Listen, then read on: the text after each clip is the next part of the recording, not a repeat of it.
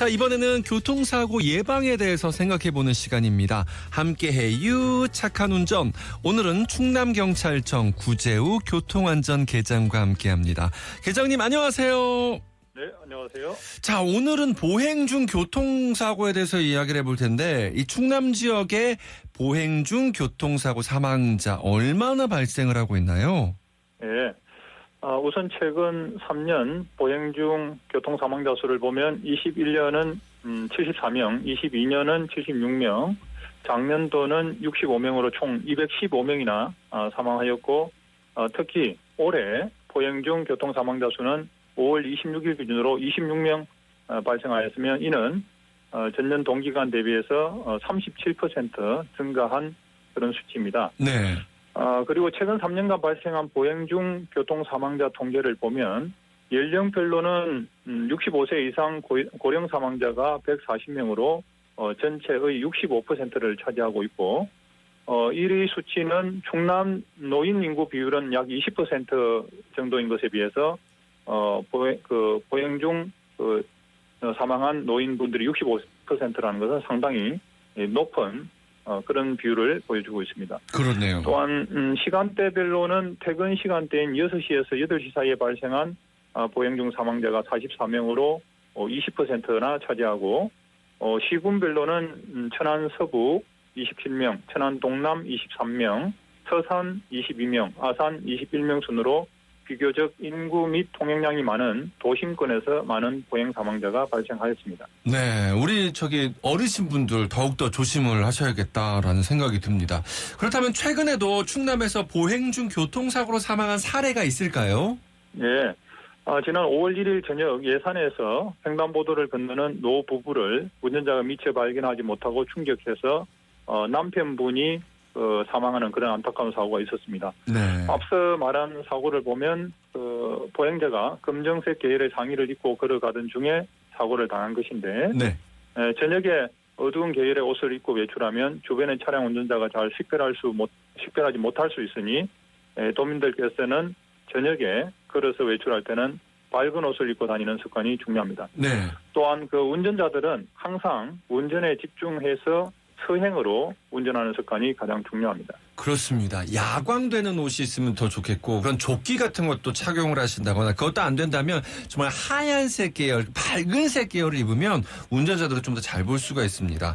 자, 보행 중 교통사망자가 좀 많은 연령대는 또 어떻게 되나요?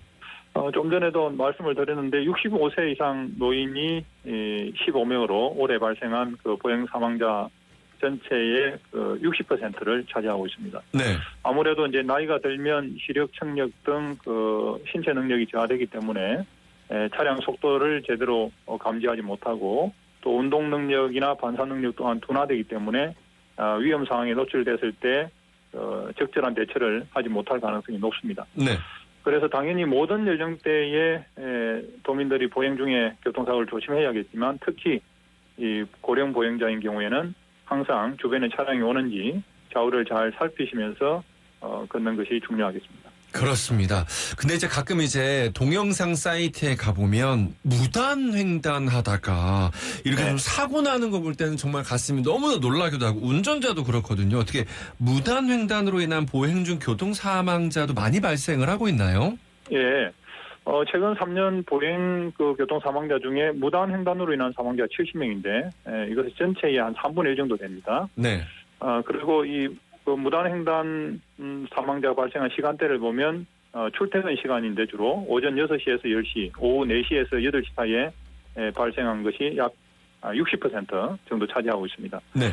그래서 이제 도민들께서는 이제 출퇴근 시 도로를 횡단할 때 특히 조금 일찍 가기 위해서 무단으로 횡단을 한다거나 해서는 절대 안 되고 횡단보도 또는 주변의 육교나 지하도를 통해서 안전하게 이동하셔야 되겠습니다.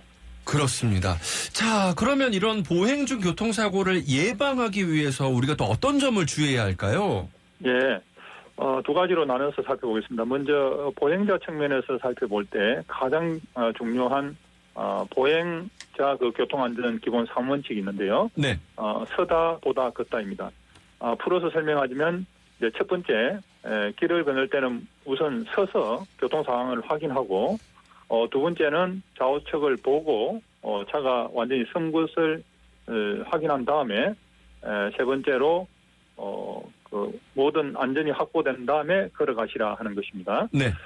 또 이에 대해서 보행 중에 휴대전화를 보거나 하면 안 되겠고 또 좁은 길, 골목길에서 나올 때는 일단 멈춰서 주변을 확인해야 되겠고 네. 또 부득이하게 야간에 외출할 때는 아까 말씀드린 것처럼 빨간색 옷, 흰색 계열이나 야광 조끼 등을 입는 그런 습관이 중요하겠습니다. 네. 그리고 더 중요한 것이 이제 운전자인데요. 운전을 할 때 과속을 하게 되면 보행자를 충격하기가 상당히 쉽습니다. 그리고 이제 정속도로 가더라도 운전 중에 휴대폰을 조작하거나 영상 시청을 하다가 운전에 집중하지 못해서 보행자를 충격하는 경우가 상당히 많습니다. 네. 그리고 또 중요한 것이 어두운 시골길을 갈 때는 상향등을 켜는 것입니다.